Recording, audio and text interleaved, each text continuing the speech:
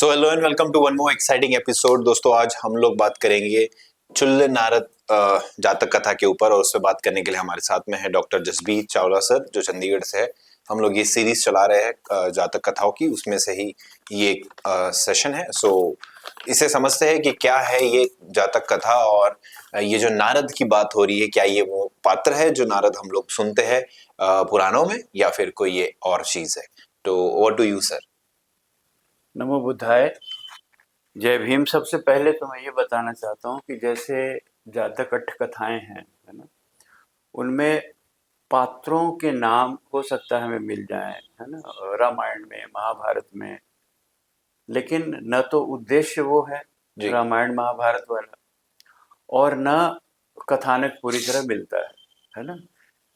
मसलन जैसे भी आपने नारद की बात की, तो नारद पौराणिक है, नारायण नारायण करता हम लोगों ने कई फिल्मों में देखा उस हिसाब से। यहाँ नारद चुल्ल नारद के रूप में ओके। है ना। अब ये मैंने जब इस कहानी को पढ़ रहा था, जो कि 477 नंबर की कहानी है, ओके। चुल्ल नारद नाम कहीं आया ही नहीं है। ठीक है। तो कहाँ पर ये आया? ये जब गाथा कही जा रही है, ठीक है। उसमें संबोधन आ रहा समझ गया।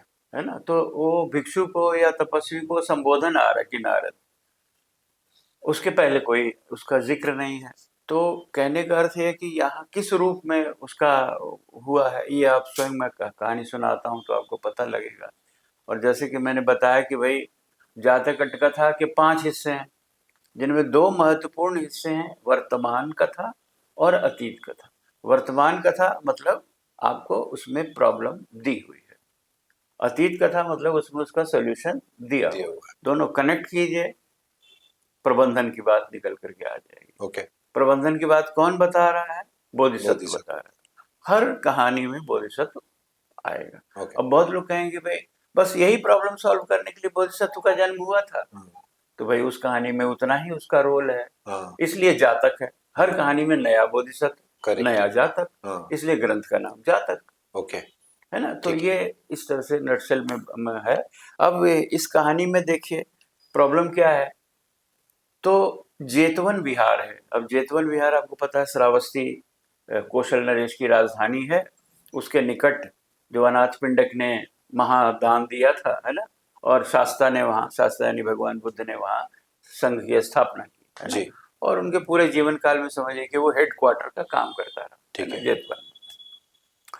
बहुत लोग प्रव्रजित हो रहे हैं, है ना। आगे उसमें शिक्षा लेकर के उपसंपदा मिल रही है, कईयों को अरहत पद मिल रहा है, जैसे जिसकी योग्यता है, और भगवान अपने देख रेख में सारा काम कर रहे हैं। लेकिन वो चारिका के लिए भी अन्यत्र भी चले जाते हैं, क्योंकि उस समय जब ये अभियान चला हुआ है, आंदोलन चला हुआ है, समाज में जो विकृतियां हैं उनको दूर करने का, भगवान लगातार अंधविश्वासों को दूर कर रहे हैं, मिथकों को तोड़ रहे हैं।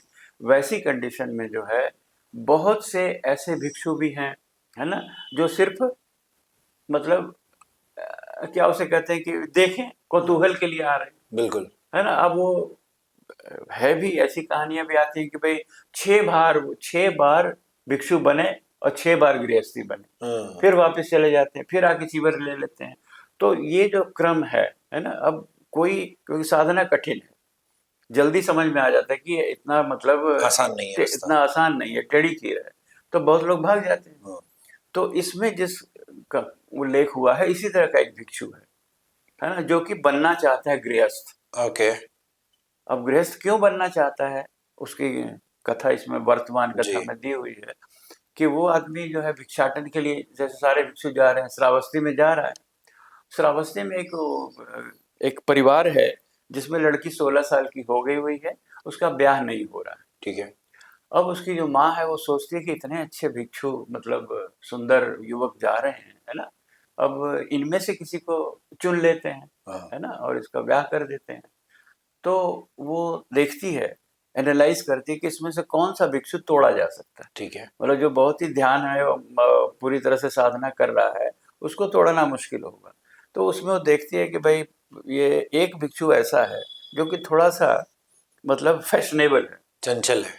चंचल है, फैशनेबल हाँ। है, मैंने आंखों का अंजन लगाया हुआ है, हाँ। कपड़े भी बड़ा सलीके से और बड़े, जैसे होता है हाँ। भाई हीरो टाइप, है ना, उस हाँ। ढंग से। तो उसे लगता है कि भी इसको टारगेट किया जा सकता है।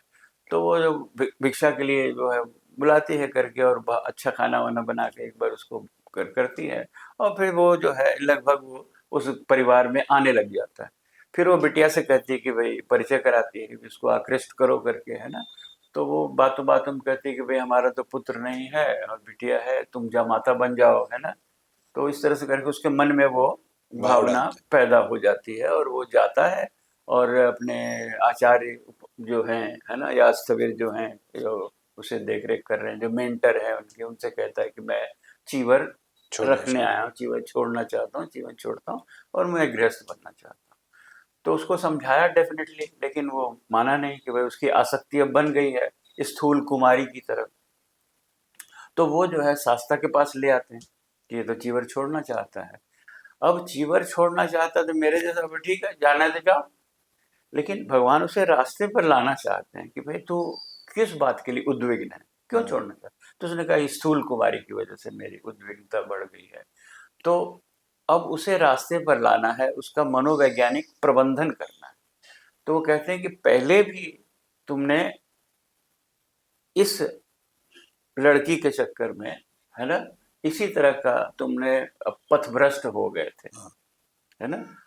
तब अब ये जो है, जब किसी को कहा जाए इस तरह से कि पहले भी, तो पहले की बात तुमको मालूम नहीं है, तो एक तरह से साइकोलॉजिकली बात है। हाँ, किसी को भी आप कहिए कि पहले भी, तो भाई पहले का तो मुझे पता नहीं है, तो क्या हुआ था पहले। बराबर।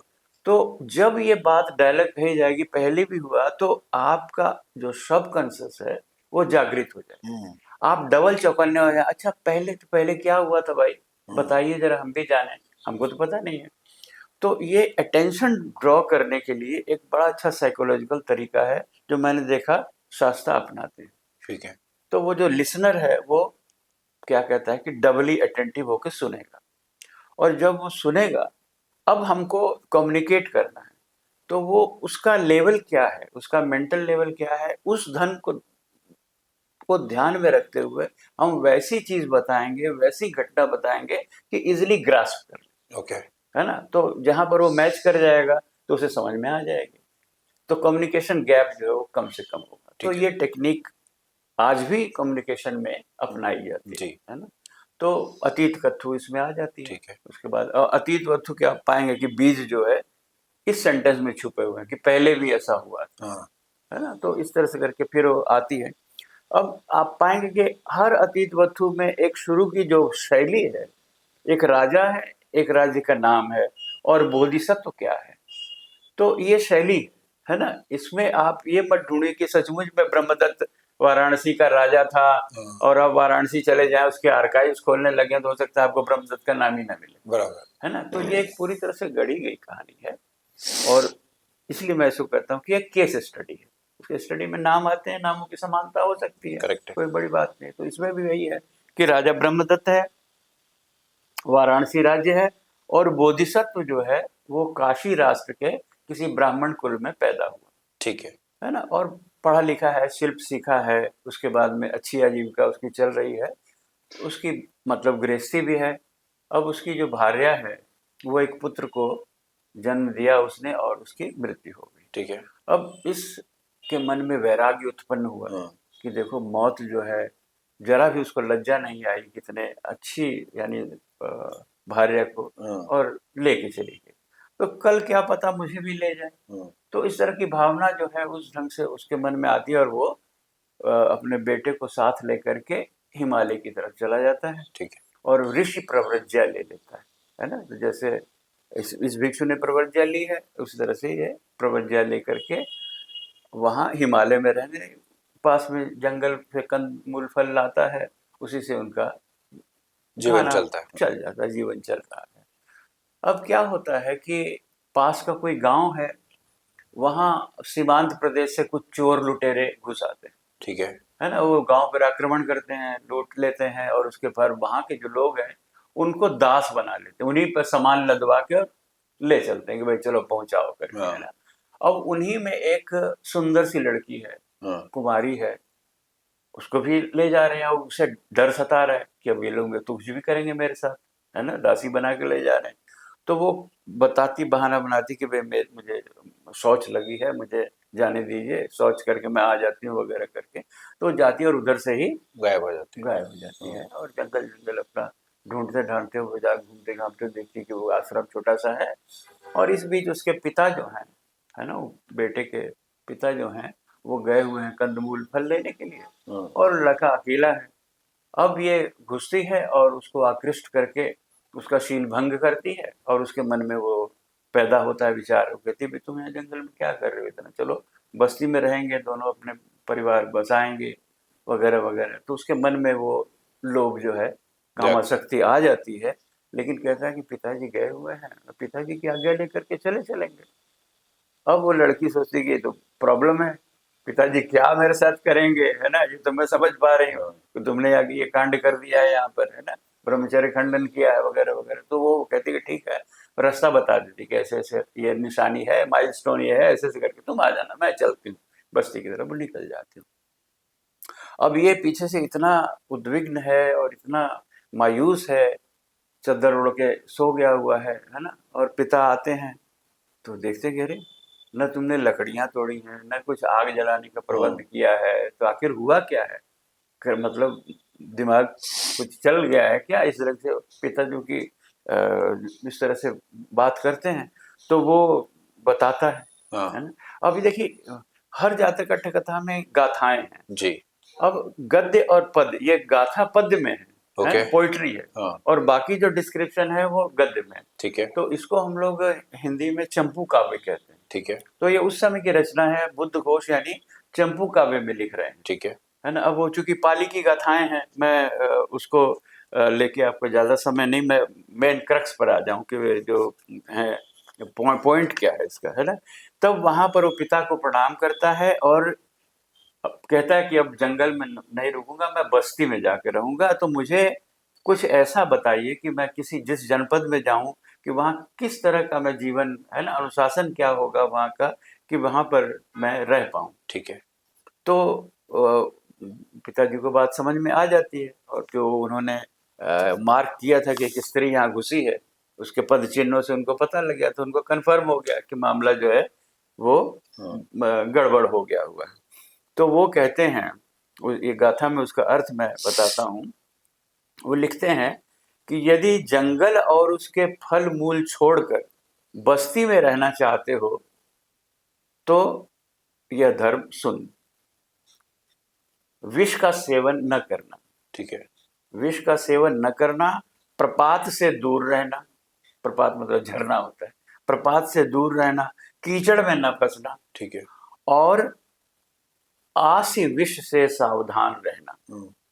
अब अगर ये दिया जाए तो मैं समझता हूँ कि बहुत से हमारे जैसे, है ना, मूर्ख लोगों को भी, क्या बुद्धिमानों को भी समझ में नहीं आएगा ये क्या मतलब है कि बस्ती में जाए तो विष से दूर रहना। अब बस्ती में झरना कहाँ से आएगा, झरने से दूर रहना, कीचड़ में मत फंसना वगैरह। तो बात जाहिर है इसको भी समझ में नहीं आई। इसलिए बेटे ने पूछा कि ब्रह्मचारियों के लिए विष क्या है, प्रपात क्या है, कीचड़ क्या है, और जो ये आप आसी विष सांप की बात बता रहे हैं ये किसको कहते हैं। तो पूरा गाथाओं में। तो पिता ने व्याख्या की, हे नारद। अब देखिए यहाँ नारद शब्द आया।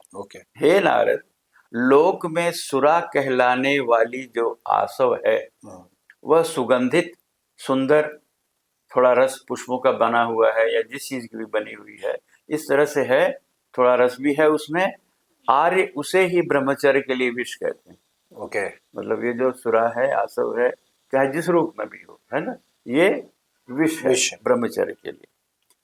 हे नारद, लोक में जो स्त्रियां हैं, हाँ, वह प्रमादियों को और प्रमादी बना देती है ना। वह तरुण के चित्त को वैसे ही हर लेती हैं जैसे हवा भटकी हुई रूही को। करेक्ट। तो तुम्हारे चित्त इसी तरह चंचल हो जाएगा। इन्हें ही ब्रह्मचर्य के लिए प्रपात कहा गया है। बरोबर। हे नारद, लाभ, यश, सत्कार और दूसरों के घरों में होने वाली पूजा ब्रह्मचर्य के लिए कीचड़ है ना। हे नारद, उस पृथ्वी पर बड़े बड़े राजा, ऐश्वर्यशाली और धनी लोग तुमको मिलेंगे बस्ती में, है ना। इसलिए कह रहे हैं कि वे आसी विष कहे गए हैं। भोजनार्थी होकर जहां भिक्षाटन करना जो योग्य है भिक्षाटन के लिए वही मांगना, है ना, बाकी सब जगह भिक्षाटन मत करना।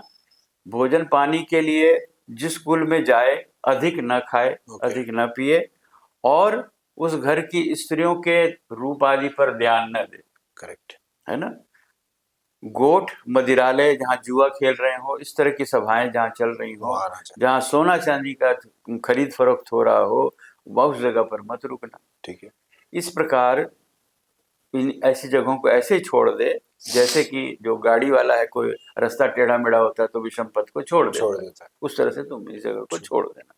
अब राजागण जो है वो आदि विष समान होते हैं, क्योंकि वो क्षण भर में रुष्ट हो जाते हैं और तुम्हारा अमंगल कर सकते हैं, है ना। तो ये तुम्हारा आदि विष हुआ। अब ये तरुण पिता जो है ये मतलब समझ गया, पिता के कथनों को समझ गया और कहा कि बस अब मुझे बस्ती नहीं जाना। अब मेरा काम, हमको बात समझ में आ गई, है ना।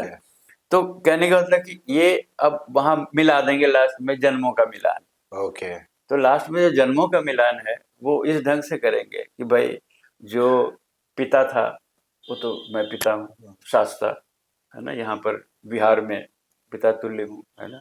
जो भिक्षु था वो तपस्वी था। जो बेटा था वो जैसे तुम उद्विग्न हो रहे वैसे उद्विग्न हो रहा है ना। और रही स्थूल कुमारी, तो ये वही स्थूल कुमारी, यही वो लड़की थी, है ना। तो हालांकि दोनों में संसर्ग नहीं हुआ, लेकिन उन्होंने ये चीज ला करके बता दी कि इस तरह से। लेकिन मजे की बात इसमें ये है कि भाई जो लड़की की माँ है, स्थूल कुमारी की माँ, वो क्या थी उसका कोई जिक्र नहीं जी। तो यहाँ पर तो वो कैरेक्टर आता है वर्तमान कथा में कि लड़की की माँ ऐसा कर रही है, तो यहाँ पर लड़की की माँ नहीं है। तो इसलिए मेरा ये मानना है कि ये जो जन्मों का मिलान है ये तो उद्देश्य है नहीं। जन्मों का हिसाब किताब थोड़ी है ये जातक कथा जन्मों का हिसाब किताब नहीं है कि बुद्ध में पूर्व जन्म में ऐसा था, बुद्ध का ये जन्म ऐसा था, ऐसा नहीं है। ये केस स्टडी दी गई इसमें बताने के लिए और उसका जो भटकाव है उसको दूर करने के लिए कि फिर रास्ते पर आ जाए। उसका प्रबंधन तो मनोवैज्ञानिक प्रबंधन उसका इस रूप से कर दिया पिता के रूप में, और वो उसको बात समझ में आ गई। तो जाहिर है भिक्षु को भी समझ में आ गई जी, ये स्थूल कुमारी की वजह से तुम ऐसा करने जा रहे थे, अब वही सेम चीज तुम दोहरा रहे हो, तो देख लो, है ना। उस समय तो तुमने किया नहीं, तो अभी भी मत करो। ओके, है ना। तो प्रबंधन का ये इनडायरेक्टली कहने का मतलब ये हो गया कि नहीं किया था, अभी भी मत करो। बिल्कुल बिल्कुल। तो बहुत ही अच्छे से सर आपने हमें ये नारद चुल्ल कथा बताया और डेफिनेटली काफी इंस्पिरेशनल है और लोगों को इससे काफी सीख मिलेगी और जातकों को देखने का तरीका में एक बदलाव होगा जी। एंड ऐसे ही हम लोग आगे और भी आपसे जातक सुनते रहेंगे एंड आगे भी मिलते रहेंगे। Till then do subscribe and sir का कॉन्टेक्ट नंबर एंड बाकी डिटेल्स यहाँ पे मिल जाएगी आपको। And take care of yourself. Thank you. नमो बुद्धाय। नमो बुद्धाय।